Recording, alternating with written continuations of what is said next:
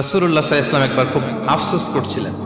তিনি যখন শুনতে পেলেন যে বনী ইসরায়েলের অনেক অনেক লোক হাজার বছর হায়াত পেত, তারা শত শত বছর ইবাদত করত, শত শত বছর তারা জিহাদ করত, তখন তিনি আফসোস করে বললেন, হায় রে, আমার শেষ সময়ের উম্মতের কি হবে?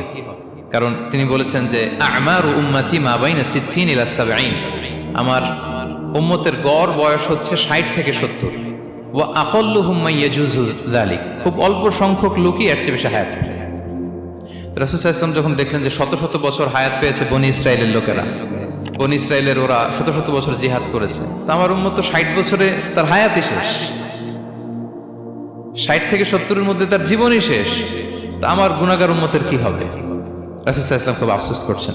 তো রাসূলুল্লাহ সাল্লাল্লাহু আলাইহি ওয়াসাল্লামের এই চিন্তা, এই উদ্বিগ্নতা দূর করার জন্য আল্লাহ তাআলা সূরাতুল কদর নাযিল করলেন এবং বললেন যে ইন্না আনসালনাহু ফি লাইলাতিল কদর ওয়া মা আদরাকা মা লাইলাতুল কদর লাইলাতুল কদরি খায়রুম মিন আলফি শাহর। লাইলাতুল কদর, এই কদরের রাতটা হচ্ছে এমন রাত যেটা খায়রুম মিন আলফি শাহর, হাজার মাসের চেয়েও সেরা। 1000 মাস লাগাতার ইবাদত করলে যে সওয়াব, কদরের রাতে ইবাদত করলে এর সমান সওয়াব হবে নাকি?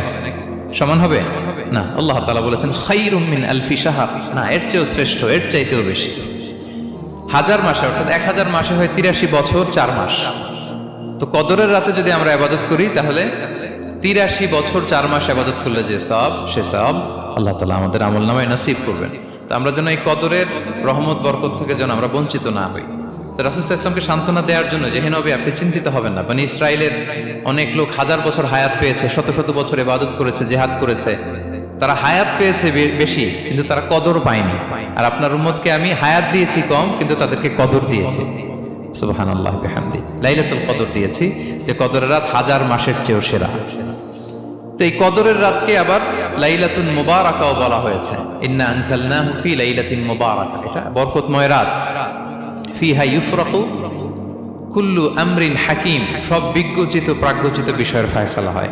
এটা বেসিক্যালি একটা বাজেট রাত বলা যায়। এ রাতে আগামী 1 বছরে আমাদের কি ঘটবে না ঘটবে আল্লাহ তাআলা এটার বাজেট করেন, এটাকে রিভাইজ করেন। সো এই রাতটা অনেক গুরুত্বপূর্ণ। তো এই কদরের রাত, এটা কবে?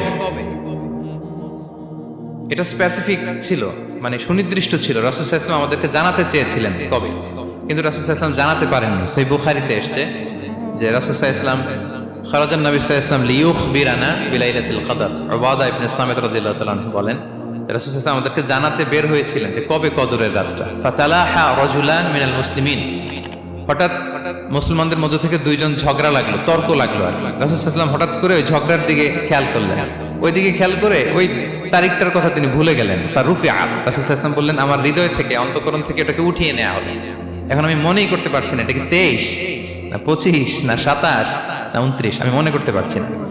এজন্য রাসূল সাল্লাল্লাহু আলাইহি ওয়াসাল্লাম বলেছেন যে তবে আমি এতটুকু মনে করতে পারছি, ফালতামিসুহা ফিল আশরিল আওয়াখিরি ফিল বিত্রি, রমাদানের শেষ দশকের বেজর রাত্রিগুলোতে তোমরা কদর তালাশ করো। বেজর রাতে যদি তোমরা কদর তালাশ করো তাহলে এই কদর সুনিশ্চিতভাবে তোমরা পাবে।